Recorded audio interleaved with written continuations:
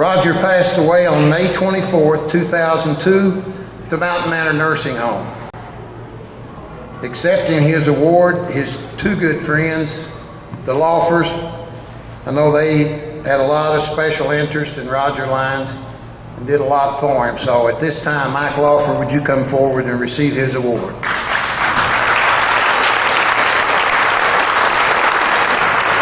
I'm sure Roger, if he were here tonight, he'd really be thrilled because he was so proud of being a teacher and a part of Paintsville High School.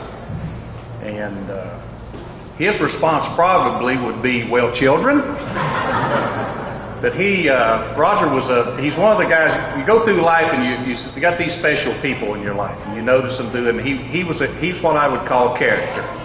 He's one of these people that are very unique and they've just got qualities that you never forget. Roger was, I first met Roger, the first time I ever saw Roger, it was back in the 1960s. And we had just moved here from West Virginia, and the women's club, I think it was a junior women's club or someone, they always had these plays at the high school. And Roger was in one of them, South Pacific. And he played this character in the play, and he had these coconuts that were wired or strung on him here, and he wore a grass skirt. And I told my mother and father, I said, that's the craziest guy I've ever seen in my life, because he really put on a show, and he stole the show in that play. But anyway, Roger, he was a very unique guy. Many times, myself and a lot of people in the audience I know, if you're ever going on a trip anywhere and you needed someone to go with you, just ride with you or whatever, go stay a week or two. Roger was the type that, you could call him and 10 minutes later, you could tell him you'll pick him up, and you'd pick him up and he'd have his clothes and everything in a brown grocery bag. And, he was ready to go. But I'm sure he would really be thrilled tonight, and of any person I know, he loves Paintsville High School and the city of Paintsville better than anyone. Thank you.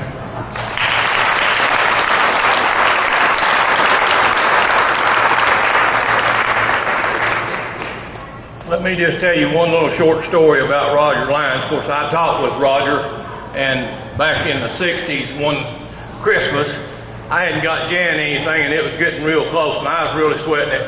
And Roger said, well, I need to do some shopping, so we decided that we'd go to Huntington, West Virginia, and shop. And he had a little old Plymouth Valiant, I guess it was a 6-cylinder, but it wouldn't hardly get out of its own way. And so we went to Huntington on the old 2-lane road. I mean, and then if you know what Watermelon Hill is, it's a big long hill. And so we're going to the foot of that hill, and there's a car in front of us, and Roger pulls out and to pass that car, and then here comes a car. I tell you, I was pushing on that board and all, and Roger was saying, oh, honey, why did you get us out here? He's talking to that car, and he kept saying, please, baby, go faster, go faster. And we just went like that right in, and he said, thank you, honey, we got it.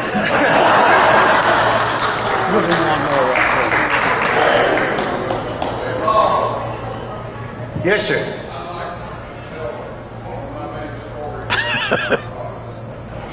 We left town, and of course Roger was a good Catholic then, so he drank pretty heavy.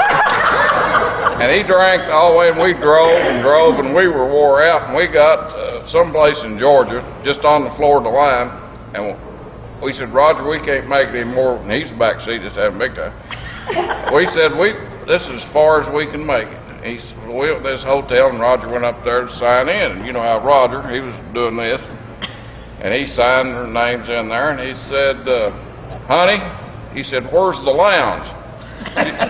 She said, sir, we don't have a lounge. Said, this is a dry county. He just took his pen and crossed our names out and said, we'll go on to the next town.